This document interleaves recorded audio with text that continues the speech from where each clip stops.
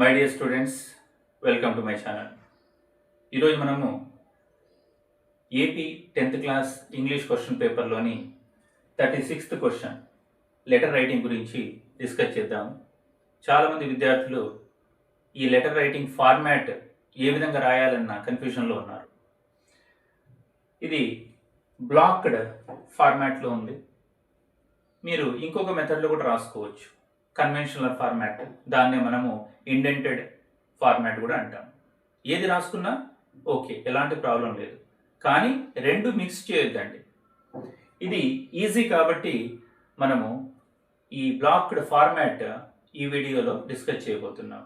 దీంట్లో వచ్చేసి ఒకే సైడ్ అన్ని రాయడం జరుగుతుంది. పంక్చుయేషన్ మార్క్స్ కూడా చాలా తక్కువ ఉంటాయి. అందువల్ల ఒకసారి ఈ లెటర్ గమనించండి. ఫార్మల్ లెటర్లో ఫస్ట్ ఫార్మల్ లెటర్ డిస్కస్ చేద్దాం, దాని తర్వాత ఇన్ఫార్మల్ లెటర్. ఫార్మల్ లెటర్లో ఫ్రమ్ ఫస్ట్ రాస్తాం. రాసిన తర్వాత నేమ్ ఎక్కడైతే రాస్తున్నామో అక్కడ ఇంటూస్, దాని తర్వాత అడ్రస్ రాస్తున్నాము. ఎలాంటి పంక్చుయేషన్ మార్క్స్ ఇక్కడ అవసరం లేదు. తర్వాత యారో మార్క్, అంటే యారో మార్క్ మీరు పెట్టకూడదు.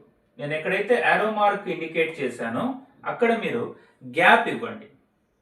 ఈ ప్లేస్కు గ్యాప్ ఇచ్చి రాయండి. ఎందుకంటే అప్పుడే మనకు క్లారిటీ ఉంటుంది. స్ట్రక్చర్, లెటర్ స్ట్రక్చర్ యొక్క క్లారిటీ కనిపిస్తుంది మనకు. తర్వాత 2 రాస్తున్నాము. ఎవరికి రాస్తున్నాము? ఫార్మల్ లెటర్ కాబట్టి the municipal commissioner, municipal office, Vijayawada. తర్వాత మళ్ళీ గ్యాప్ ఇస్తున్నాము. డేట్ రాస్తున్నాము. డేట్ ఇక్కడే వస్తుంది, 31st March 2026. సబ్జెక్ట్ చూడండి, ఇది చాలా ఇంపార్టెంట్. సబ్జెక్ట్ కూడా ఖచ్చితంగా మనము ఫార్మల్ లెటర్లో రాయాల్సిన అవసరం ఉంటుంది. దీనికి ఒక మార్క్ అలాట్ అయి ఉంటుంది. Complaint about poor sanitation in our locality. ఉన్న ఈ మ్యాటర్ను ఒక సెంటెన్స్లో మనము రాయడం. యాక్చువల్ టాపిక్ ఏంటి అన్నది ఇక్కడ తెలిసిపోతుంది మనకు. తర్వాత సార్ కానీ మేడం కానీ రాసి ఇక్కడ ఒక కామా పెట్టాలి. పారాగ్రాఫ్ రాసేటప్పుడు ఎలాంటి గ్యాప్ ఇవ్వాల్సిన అవసరం ఇక్కడ లేదు. డైరెక్ట్గా ఇక్కడ నుంచే మనము రాస్తాం. ఇక్కడ చూడండి letter. I am writing this letter to bring to your kind notice the poor conditions in our locality Gandhinagar. ఇక్కడ ఒక సెంటెన్స్ కంప్లీట్ అయింది.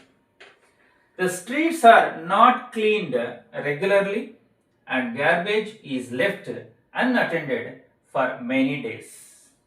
సెకండ్ సెంటెన్స్ కంప్లీట్ అయింది.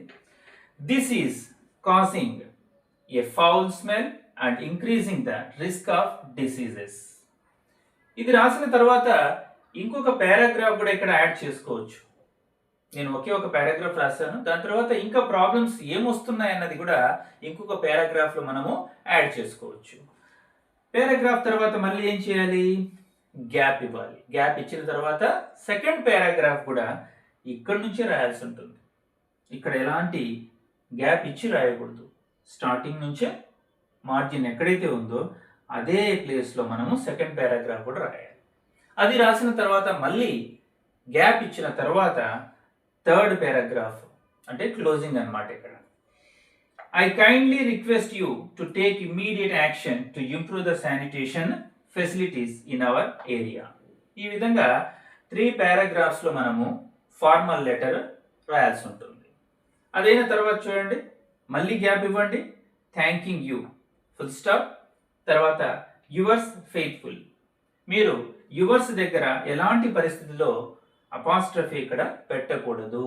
ఎందుకంటే యువర్స్ అన్నది ఆల్రెడీ ఒక ప్రొనౌన్ అన్నమాట, పొసెసివ్ ప్రొనౌన్. వాటికి ఎలాంటి పరిస్థితుల్లో కూడా అపాస్ట్రఫీ రాదు. తర్వాత వై అన్నది కూడా ఖచ్చితంగా క్యాపిటల్ లెటర్లో మనం పెట్టాల్సి ఉంటుంది.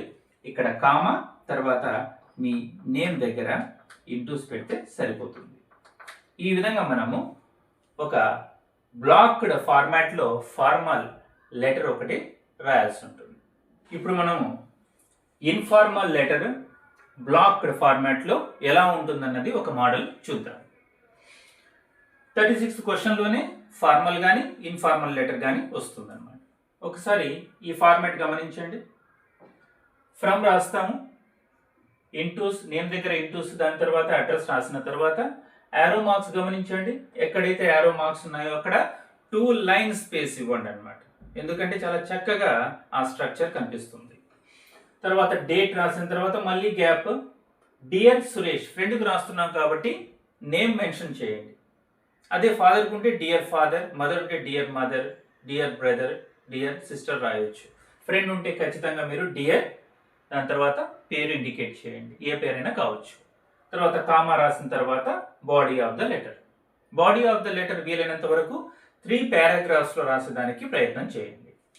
ఇక్కడ చూడండి, first paragraph. How are you? I hope you are doing well.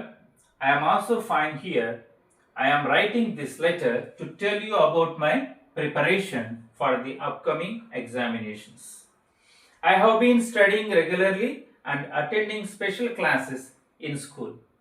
Our teachers are helping us a lot by giving important tips. ఇక్కడ ఒక పారాగ్రాఫ్.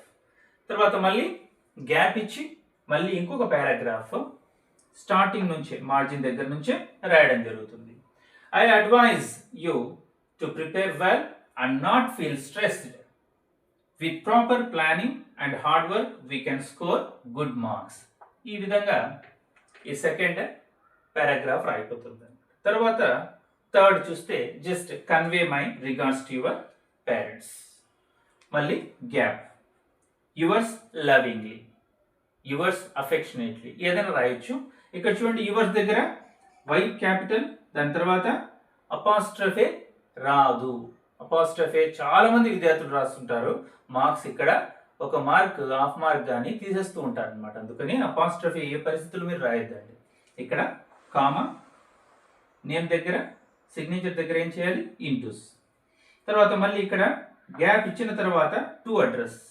సురేష్ రాశారు కదా, ఇక్కడ కూడా సురేష్ రాసి అడ్రస్ అంతా ఏదైనా అడ్రస్ రాసేయచ్చు. ఈ విధంగా ఈ ఫార్మాట్లో ఇన్ఫార్మల్ లెటర్ బ్లాక్డ్ ఫార్మాట్లో రాస్తున్నాం. ఫైనల్గా చెప్పేది ఏంటంటే, మీరు కన్వెన్షనల్ ఫార్మాట్ తీసుకున్నా, బ్లాక్డ్ ఫార్మాట్ తీసుకున్నా ఎలాంటి ప్రాబ్లం లేదు, ఏదైనా ఒకటే. కానీ రెండు ఏ పరిస్థితుల్లో మిక్స్ చేయొద్దండి. కొన్ని అక్కడ రాసి కొన్ని ఇటుపక్క రాసి కన్ఫ్యూజ్ కాకుండా, ఎగ్జామినేషన్ చాలా దగ్గరలో ఉంది కాబట్టి ఒకే ఒక మెథడ్ను అడాప్ట్ చేసుకోండి, ఒకే ఒక ఫార్మాట్ను అడాప్ట్ చేసుకోండి. ఇది చాలా సింపుల్ ఫార్మాట్ కాబట్టి ఈ 2 లెటర్స్ మోడల్స్ ఒకసారి చాలా జాగ్రత్తగా గమనించండి. గమనించి ఇచ్చిన క్వశ్చన్ను అదే మోడల్లో నీట్గా రాయడం వల్ల హ్యాండ్ రైటింగ్ కానీ, స్పెల్లింగ్ మిస్టేక్స్ కానీ ఇలాంటివి ఏవి, హ్యాండ్ రైటింగ్ చక్కగా రాయడము, స్పెల్లింగ్ మిస్టేక్ చేయకుండా ఉండడము, గ్రామటికల్గా ఎలాంటి మిస్టేక్స్ లేకుండా రాస్తే 10 out of 10 వచ్చే అవకాశాలు చాలా ఉంటాయన్నమాట లెటర్లో. So hope you understand this format. Thank you for watching this video.